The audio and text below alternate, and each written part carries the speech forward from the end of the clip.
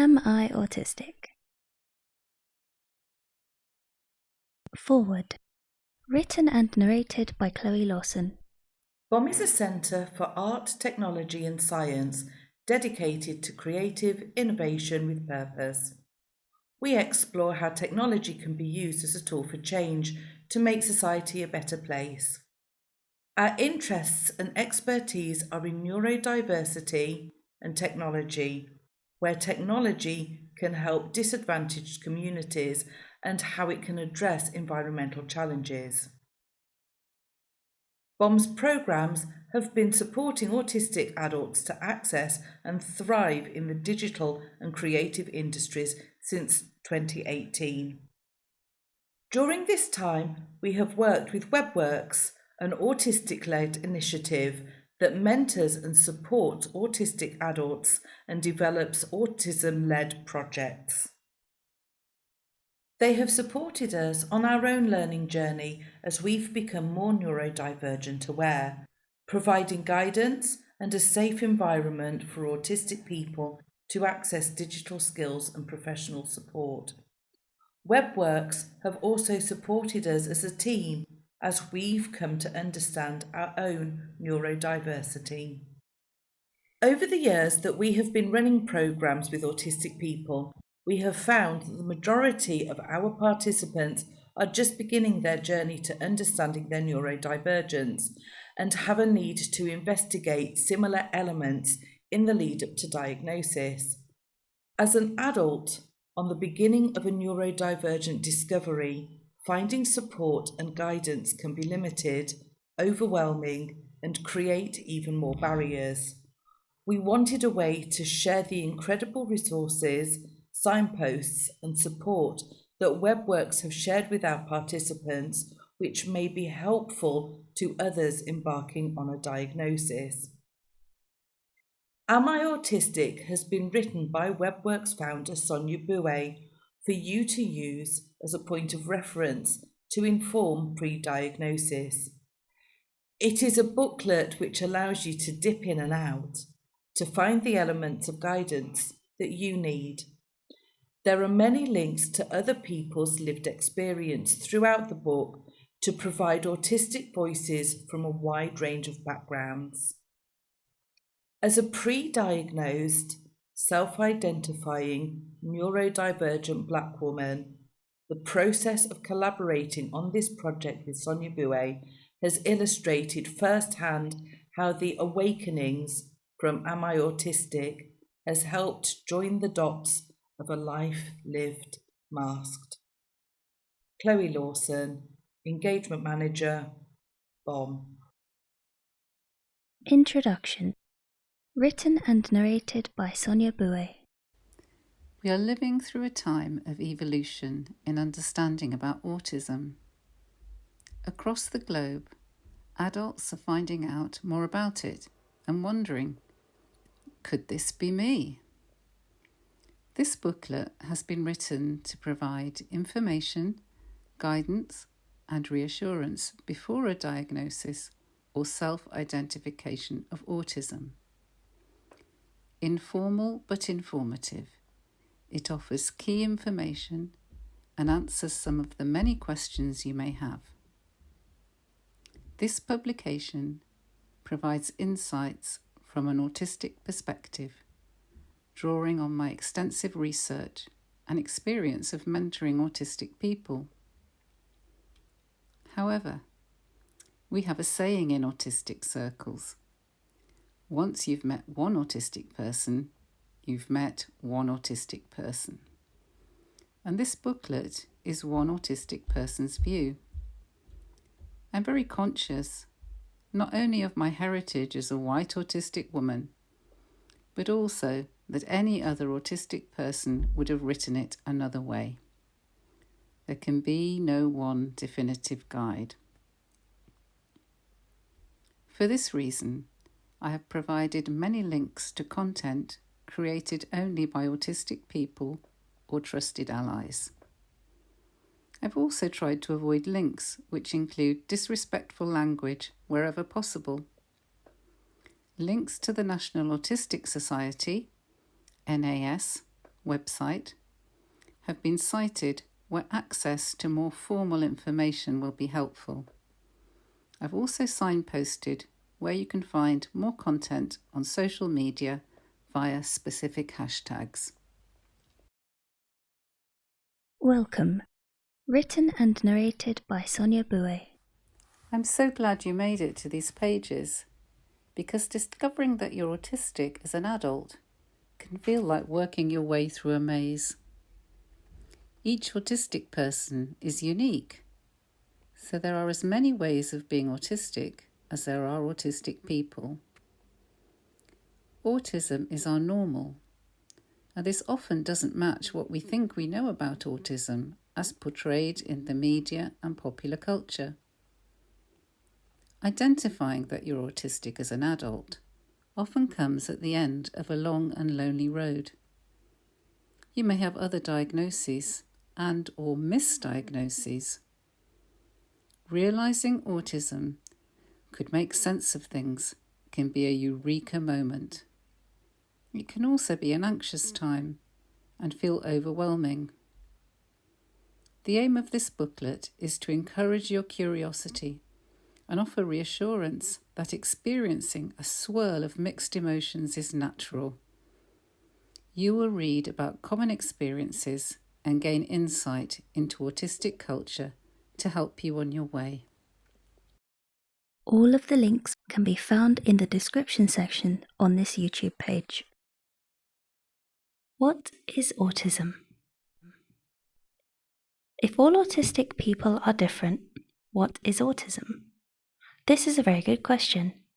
We do share characteristics, but getting to grips with how they might manifest for each one of us is a journey. I find clinical descriptions of autism to be quite alien. I don't see myself reflected, and I find the language offensive. The following 2 links have been written by autistic people. They are accurate and use respectful language. Link 1. What is Autism? By Dr. Nick Walker. Link 2. About Autism by Autistic UK. To find out what autism means for you, it will help to learn about the experiences of other autistic people. Link 3. My go-to resource is The Thinking Person's Guide to Autism. Link 4. My go-to blog is Autism and Expectations by Ree Lloyd Williams. Link 5. You can find my personal blog, soniaboué.wordpress.com. The following links also offer a range of autistic voices in multiple formats to get you started. You will soon find many more. Actually Autistic hashtag on Twitter will connect you to many authentic community voices. Link 6. All the Weight of Our Dreams on Living Racialized Autism is an anthology of poetry, essays, short fiction, photography, paintings, and drawings by autistic people of colour, featuring 61 writers and artists from 7 countries. Link 7. All the Weight of Our Dreams resource page. Link 8. Asperger's and Me, a documentary about Chris Packham, is available on BBC iPlayer. Link 9. Autistic_therapist for quality information about autism and emotions on Instagram. Link 10. Douglas, a stand-up comedy show about autism by Hannah Gadsby, is available on Netflix. Link 11. Explaining Humans, What Science Can Teach Us About Life, Love and Relationships by Camilla Pang, Penguin Books. Link 12. I Feel Different is a short animation exploring the untold stories of autistic girls and women in their own words. Link 13. National Autistic Society interview with Tom Moran celebrates Gay Pride Month.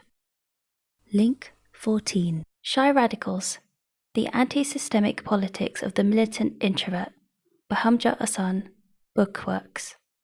Link 15. The Secret Life of a Black Aspie, a Memoir by Anand Prahlad, University of Alaska Press. Link 16. The Electricity of Every Living Thing, One Woman's Walk with Asperger's by Catherine May Trapeze Books. Link 17. At Neurodivergent Lou, provides useful and informative content about being diagnosed as an adult on Instagram.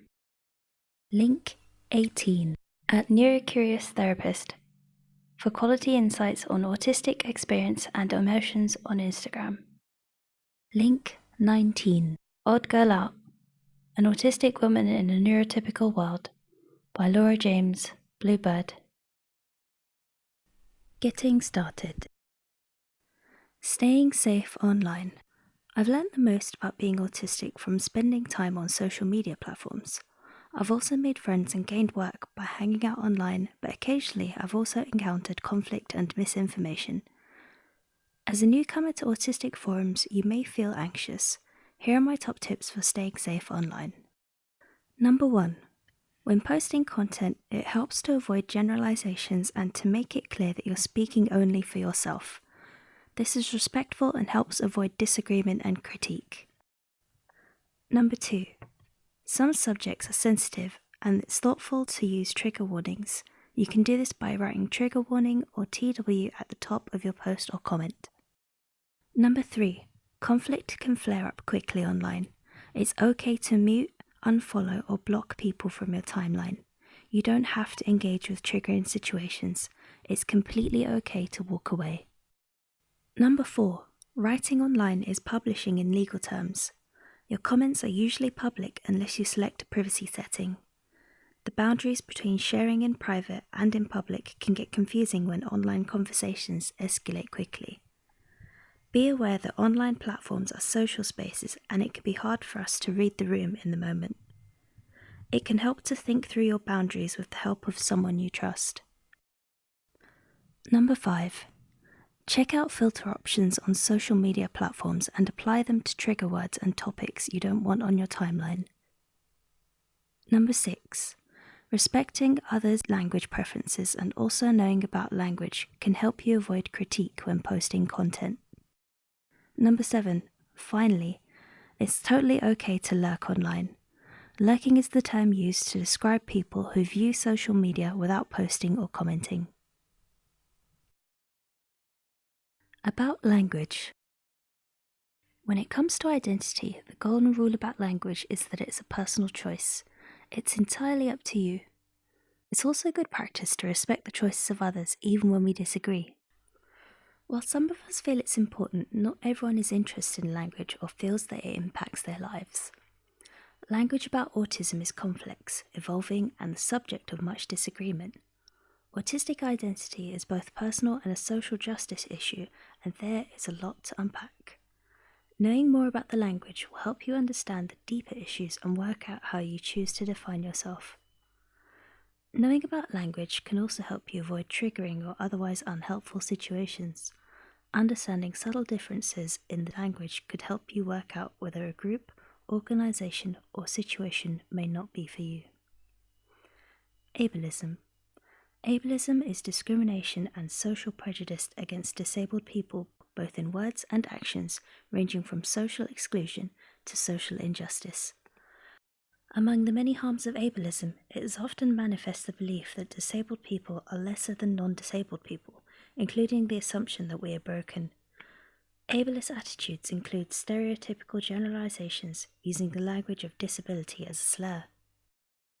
Autism communities versus autistic communities.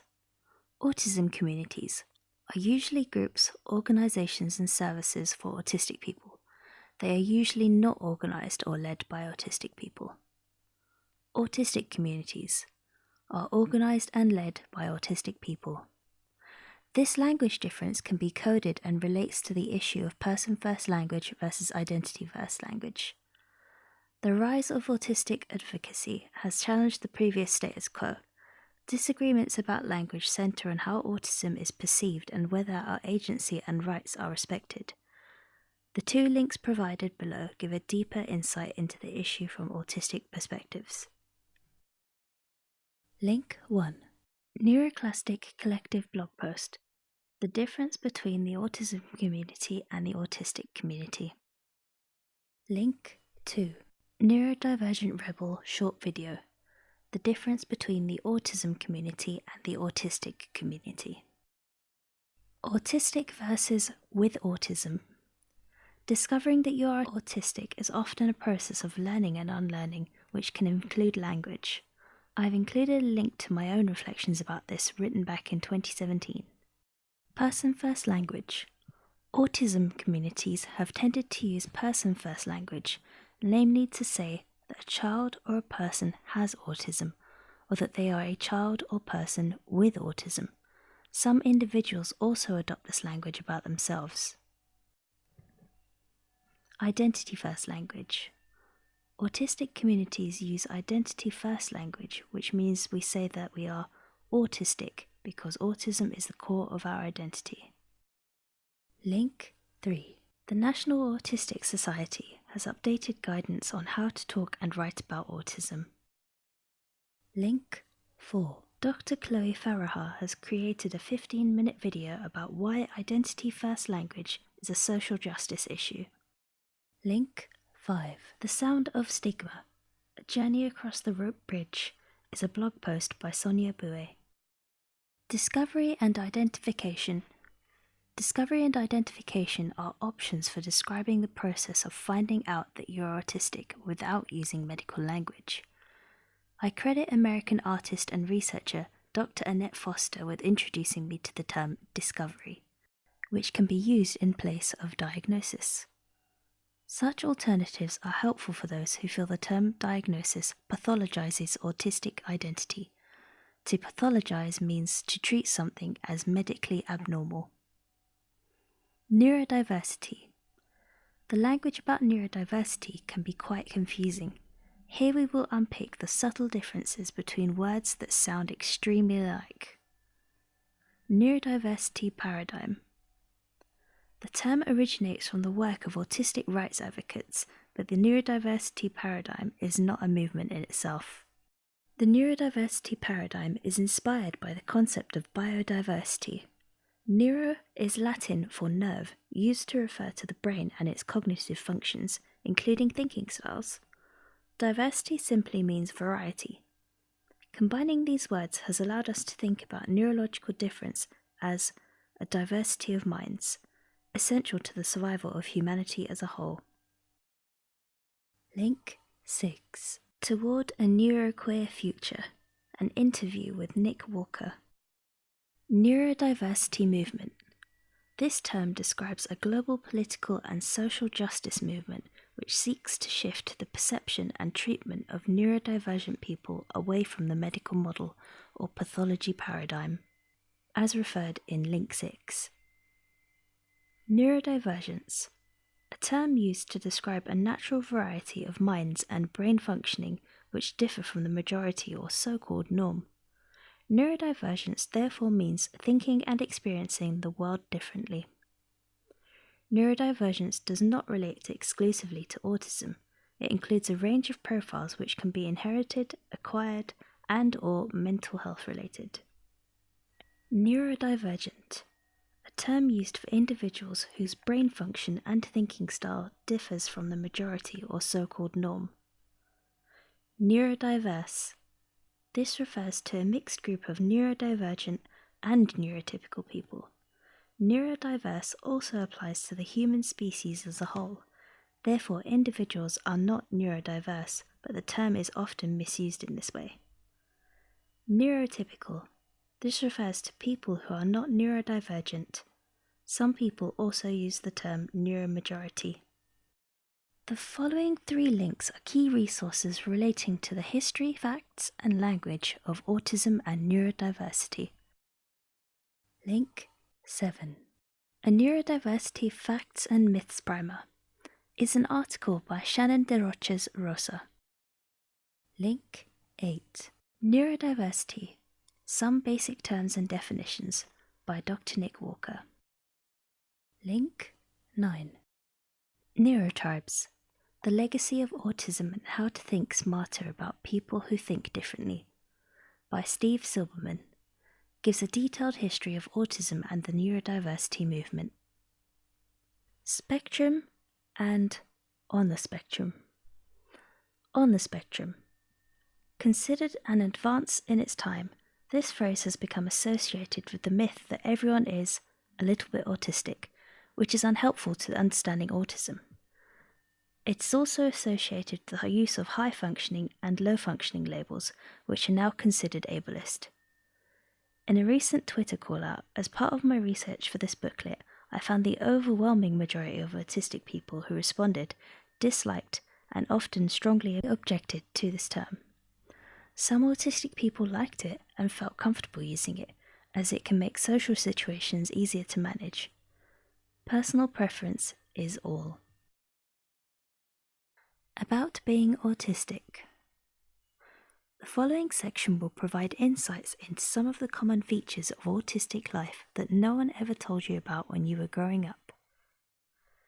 Decompression and recovery time. Is it hard to get through your day?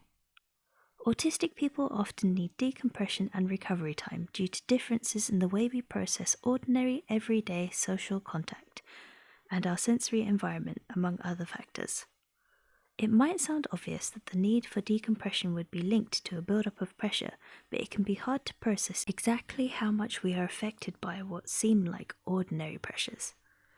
Without decompression, we can easily become overloaded by sensory stress, neurotypical social demands, and masking autism. Before a diagnosis, we don't know why everyday life is so challenging, yet pressure can be felt bodily, resulting in physical discomfort, increased sensory sensitivity, and autistic meltdowns. Decompression often requires time alone and periods of reduced sensory stimulation, with dimmed lighting and noise-cancelling headphones, for example. Many of us have go-to decompression routines, such as listening to particular music or a favourite and predictable activity imbued with a feeling of security. Decompression routines can also include bodily pressure such as weighted blankets, or the bodily release of immersion in water. The list is endless and can include creative pursuits and outdoor activities. Stimming is also a decompression support and can help reduce the need for longer decompression activities. Once we know why we need strategies like stimming to decompress, we can work to reduce the stresses in our lives and make sure we get regular decompression, as it is an important tool in supporting our well-being. The National Autistic Society has provided a useful guide on issues related to decompression. Link 1. Autistic Fatigue, a guide for autistic adults. Executive function. Do you struggle to get the basics of life done? Executive function is another way of describing the ability to make things happen. This is something many people take for granted, yet is surprisingly complex. To make things happen, you need to be able to plan, organise, initiate, and act in a sequential and coordinated manner. For many autistic people, this is challenging and can affect our ability to get many ordinary day-to-day jobs done. The following link gives a good insight into the ways executive function challenges can affect our lives. Link 2. Executive Functioning Problems, a Frustrating Aspect of Being Autistic, by Finn Gardner. LGBTQ+ and neuroqueer. LGBTQ+ identities are found to be more prevalent in the autistic population, meaning that we are more likely to have overlapping intersectional identities. Neuroqueer is an identification which encompasses these intersections. An interview with Tom Moran gives insights into one experience of being gay and autistic. Gender diversity describes a variety of gender identities. The following link is to an article confirming the results of a large series of studies which confirm a higher prevalence of gender diversity within the autistic population than is the case for neurotypical people. The National Autistic Society suggests more research is needed to understand why. Link 3. Spectrum News. The same goes for sexuality. We are less likely to identify as heterosexual and much more likely to identify with a diverse range of sexual orientations, including lesbian, gay, bisexual, pansexual, asexual, and aromantic, among others. Neuroqueer is not only an identity, it also seeks to explain how and why neurodivergence intersects with LGBTQ+. Link 4. BBC Radio 4, My Non-Binary Life podcast. Link 5, Neuroqueer, An Introduction by Dr. Nick Walker. Link 6, I Don't Feel Like a Gender, I Feel Like Myself. Autistic Individuals Raised as Girls Exploring Gender Identity. Marianne Corti and Andrea McLeod. Link 7, National Autistic Society interview of Tom Moran celebrates Gay Pride Month. Link 8, Working with Autistic, Transgender and Non-Binary People. Marianthe educates Academies Katie and Annette. Link 9, Working with Autistic, Transgender and Non-Binary People. Edited by Marianne Corti and Jessica Kingsley. Masking and unmasking. Do you blend to fit in, adopt people's accents and mimic their gestures? Do you tend to get peopled out? The term masking describes the social camouflaging some autistic people use to manage difficult social situations, and there are times when masking is the only way to feel safe. Masking is not something we're necessarily conscious of, though we can be. It's a natural adaptation which is complex and highly individual and also manifests in a wide range of cognitive processes and behaviours. Masking arises from the need to avoid social exclusion, bullying and discrimination, but it's a survival mechanism which is known to be damaging to our mental well-being in the long run. Masking can be like acting in some ways, except that it's exhausting and can lead to poor mental health. This is because our own needs and preferences are suppressed in order to fit in and avoid immediate harms. We might pass as neurotypical, but we lose agency and our sense of self. Masking can be so exhausting that we need to take time to recover after being with other people. Not only is it draining, but it can also lead to alterations in mood as we try to make sense of why we can't manage neurotypical social expectations. Unmasking refers to presenting more naturally as an autistic person. However, long-term masking can make it difficult for us to know what our natural is. Unmasking autism can feel daunting because we fear the social consequences. There is also more to unmasking than simply disclosing our identity. It has to do with how we behave and present ourselves. While there can be many layers of unhelpful social learning to process and unravel, our confidence often grows as we unmask to ourselves. What follows is that we begin to make social choices around more genuine needs. It may be that you don't mask and you have experienced conflict and exclusion as a consequence. Diagnosis will help in understanding why this has been a pattern in your life. Link 10. The book, Autism and Masking, How and Why People Do It and the Impact It Can Have, by Felicity Sedgwick, Laura Hull, Helen Ellis, is a very detailed, readable and useful resource. Link 11. Masking when you have autism can help you blend in, but you might not be doing yourself any favours, by Nick McAllister. Meltdowns, shutdowns, and autistic burnout. Related yet distinct, meltdowns, shutdowns, and autistic burnout are all responses to living in a neurotypical world. Autistics vary greatly in how we experience them. Once we know we're autistic, we can do a great deal to minimize these experiences and manage the causes. Meltdowns. Do you have a reputation for flipping out, losing it, or coming down like a ton of bricks? We place a lot of value on control. If you don't know the causes, experiencing meltdowns can feel humiliating and seriously dent your self-esteem. You may feel childish and unworthy while others look on with superior calm. Supermarket Meltdowns is a book I could write. While adult autistics are often shamed and made to feel ashamed, meltdowns are natural reactions to intolerable environmental and social stresses. Quite often we can be unaware of a build-up of pressure, and a meltdown happens after we've been working really hard to stay in control. Social judgment is entirely misplaced and unjust. Shutdowns. Do you sometimes lose functional capacity, become speechless and unable to make choices and carry out ordinary tasks? Do you need to retreat and recover? Shutdown literally means a form of physically and/or emotionally shutting down and can vary greatly in severity and time needed to recover. In my experience, shutdowns are sudden temporary responses to a situation which cannot be processed in the moment. We may simply have run out of road for our capacity to cope with events and are overwhelmed.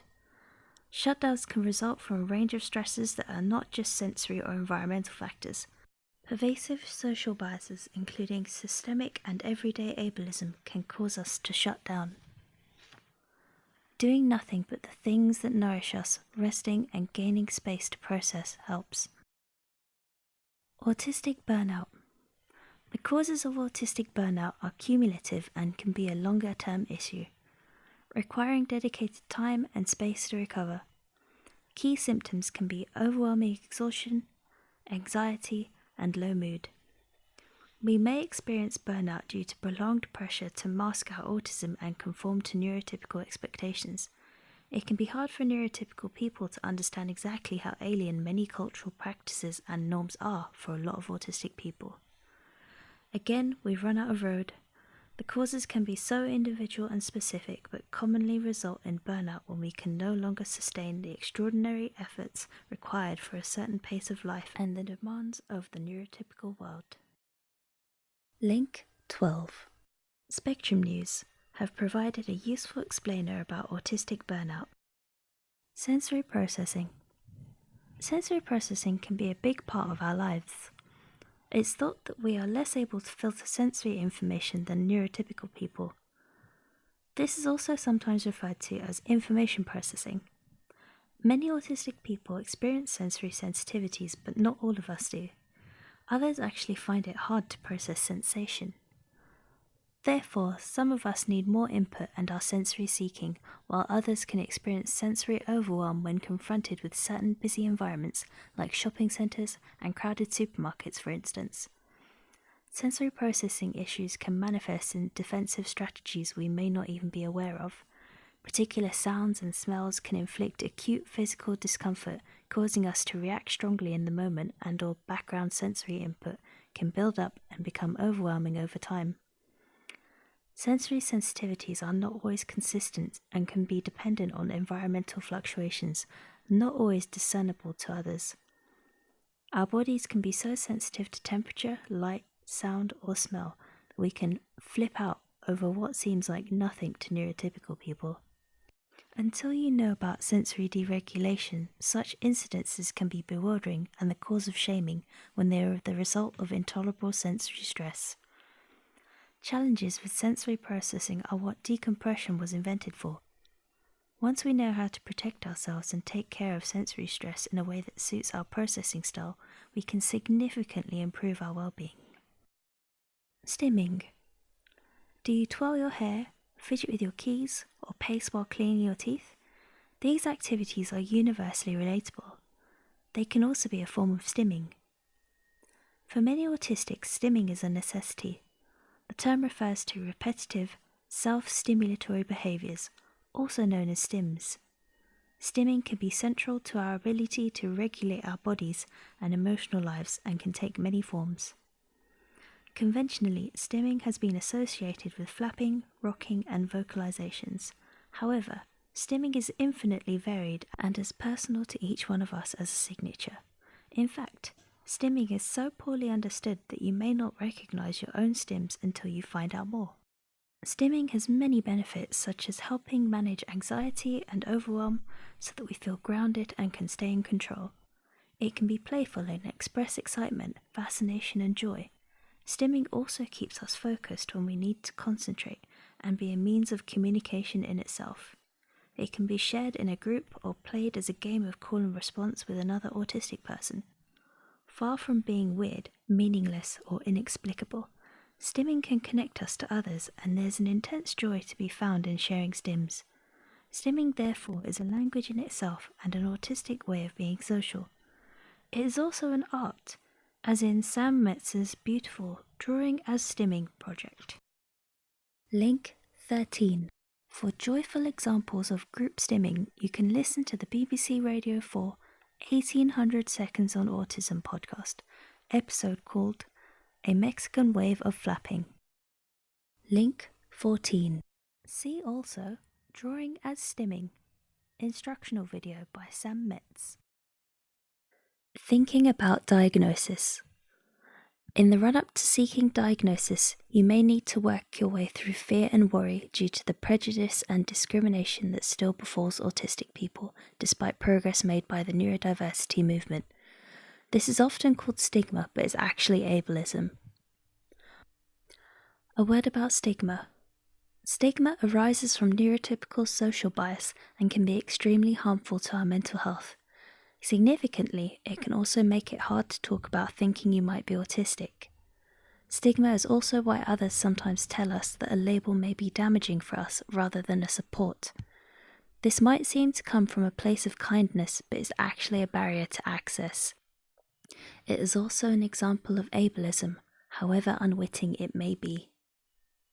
Actually, autism is a protected characteristic in law. Formal diagnosis brings rights under the Equality Act 2010, and there is a growing understanding about what we need in schools and workplaces. As mentioned above, there is also a global neurodiversity movement working to counter prejudice and discrimination. Our community also celebrates World Autistic Pride Day on 18th of June. In many ways, stigma is simply the social and emotional impact of systemic injustice. Change will be more forthcoming when we call it what it is. Link 1. Why we should be fighting prejudice towards autistic people, not autism stigma, is an interesting video talk by Dr. Chloe Farahar, Deconstructing the Language of Stigma. Link 2. The word stigma should not be used in mental health campaigns, is an article that explains the problem with the word stigma in a related context. About internalized stigma. Autism stigma can also get inside your head, which is what we mean by internalized stigma. This can also be called internalized ableism. Without meaning to, we may have absorbed pervasive prejudice about autism before we reach a better understanding. This can manifest in directing hateful thoughts towards ourselves, reflecting normative social views. Normative means the expectation to conform to dominant standards, usually of behaviour. We can be quite harsh on ourselves if we don't recognise this dynamic. Our self-esteem suffers and our self-confidence can become extremely fragile. Breaking this cycle is important for well-being. Link 3. Academy is an online learning and community platform offering the kind of contact and content that you may need in order to think about autism in new and positive ways.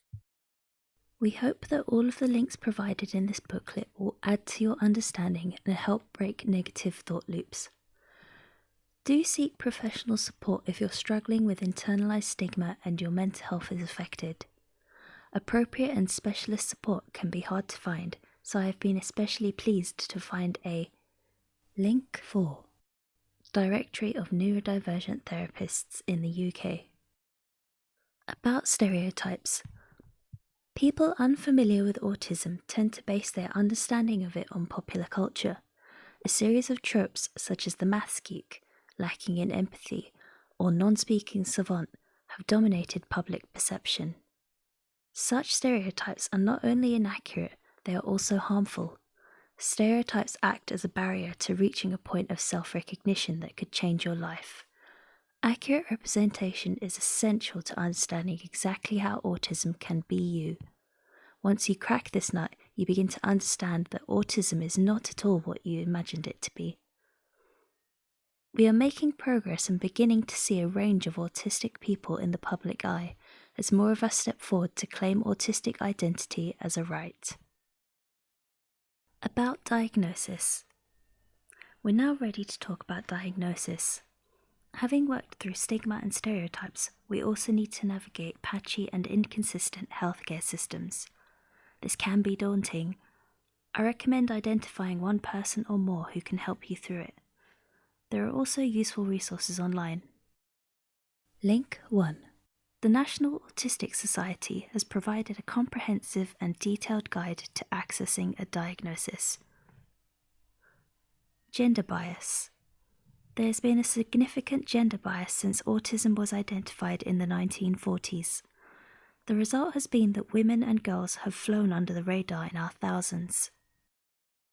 Link 2. This Guardian newspaper article gives a good summary.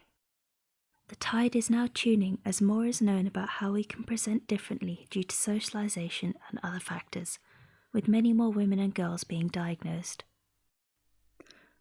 Do I need a diagnosis? You may wonder whether you need a diagnosis. Friends and family may also doubt the value of a late diagnosis. A common response is to think you've managed so far without one, so why bother? This thinking comes from an uninformed, neurotypical perspective. There is now a wealth of testimony from adults to indicate that diagnosis significantly improves our quality of life. Whether you self-identify or seek a formal diagnosis, self-blame can be left aside and a process of recovery can begin. You may also wonder whether you need a diagnosis to confirm that you are autistic. This is an individual choice, but can also depend on whether formal diagnosis is accessible for you. Self-diagnosis. Self-diagnosis is also sometimes termed self-identification or self-discovery. Self-diagnosis is widely accepted in the autistic community because it provides a much-needed access solution. It can prove hard to get a GP referral. NHS waiting lists and the expense of a private consultation are also potential barriers. The National Autistic Society report, Diverse Perspectives, 2014 suggests it's more difficult for global majority/non-white communities to obtain autism diagnoses. Whilst these inequities remain, it will be important for some autistic people to self-diagnose. Here are some common reasons for self-diagnosis. Not being able to access formal diagnosis for whatever reason, including anxiety. Not needing the external validation of a formal diagnosis. Not needing a formal diagnosis to secure accommodations. Needing to reject the medical model of autism. Not needing certainty or closure on previous misdiagnosis.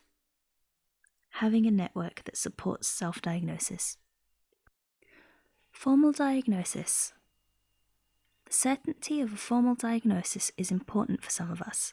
Formal diagnosis should provide a document you can refer back to as needed, which allows you to process and assimilate your challenges. Here are some common reasons for seeking a formal diagnosis. Needing external validation. Needing formal diagnosis for access to services and accommodations in education and the workplace. Needing certainty and/or closure on previous misdiagnosis. Needing to prove your identity with a formal diagnosis to family and friends. Anxiety about diagnosis. It's completely natural to feel anxious about seeking an autism diagnosis. The diagnostic process can feel like one great leap in the dark. To prevent anxiety becoming a barrier, it helps to seek as much information as possible ahead of time. Clinicians and diagnostic teams will be aware of the challenges of anxiety and should be willing to offer reassurance and support with the process. Link 3. The National Autistic Society has provided a useful guide to the diagnostic tools currently in use. It should be possible to discover which tool will be used by your diagnostic team or clinician and to find out more about it. It can help to reduce anxiety by visiting the location ahead of time where practical.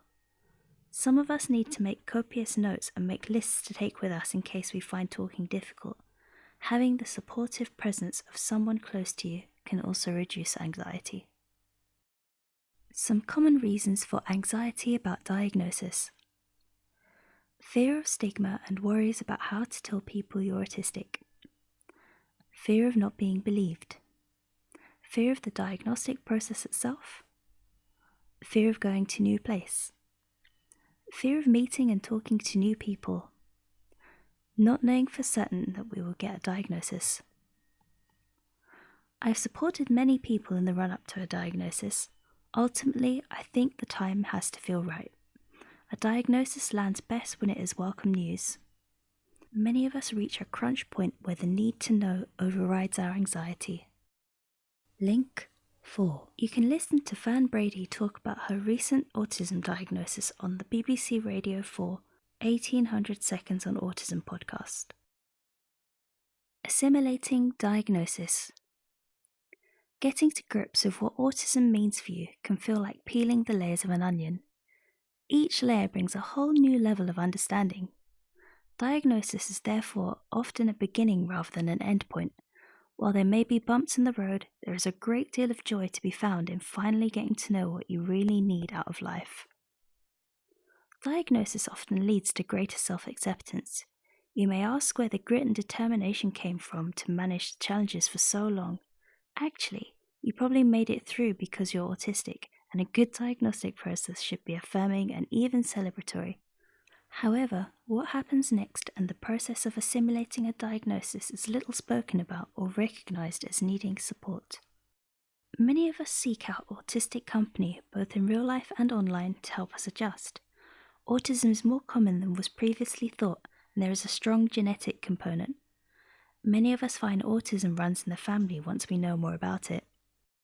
We are also often drawn to one another, and we can therefore find that we have autistic friends as yet undiagnosed. We may not be as isolated as we sometimes feel. Also, with so many online resources, we can begin to feel more connected. There's a community out there for everyone. Link 5. Academy is my go-to for a safe, positive and welcoming community which is accessible on multiple platforms. It must also be said that a supportive network or community doesn't need to hinge around autistic identity.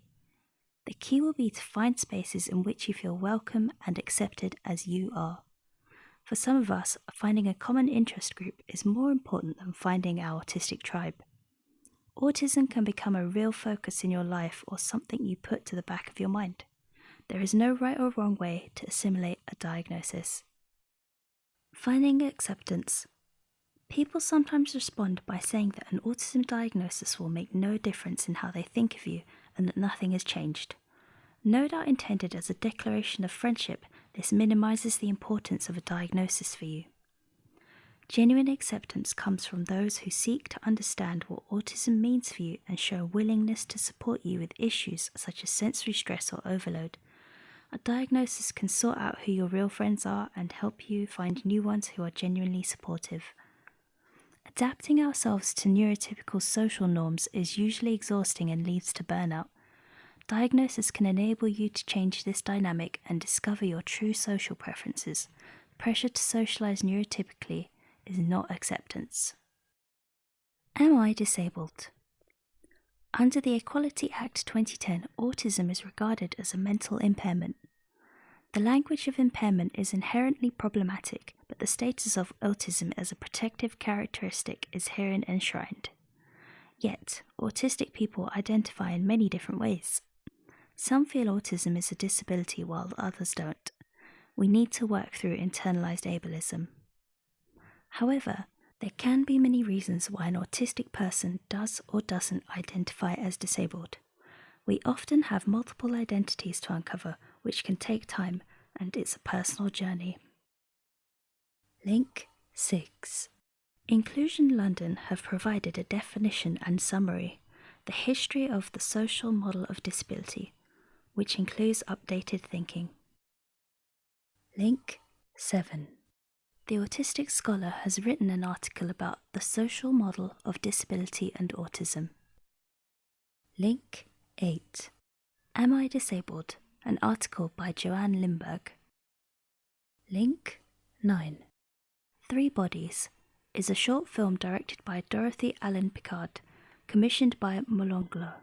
It follows the journey of 3 people, Joy Addo, Sonia Boué, and Kat Hawkins. Celebration. Too much of the narrative about autistic lives has been shaped by a somewhat negative clinical picture of our deficits. Yet autistic people are to be found in all walks of life, and our lives can be as joyful and as purposeful as any other. There is no greater feeling than autistic flow, when we are riding on hyperfocus and able to channel all our passions and inspirations. The joy of unfettered stimming is unparalleled.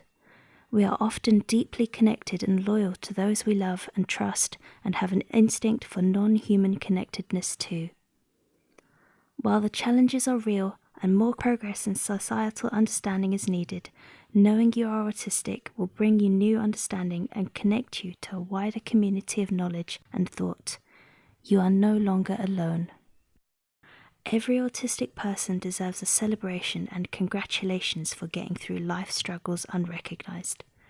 I now celebrate my diagnosis day, and I hope that, whether you are formally diagnosed or self-identify, you will too. Written by Sonia Boué. Foreword by Chloe Lawson. Narrated by Zoe Connell. With thanks to funders, Arts Council England, the National Lottery Community Fund, and Esme Fairbairn. Copyright Bomb, Birmingham Open Media, and the author Sonia Boué. www.bomb.org.uk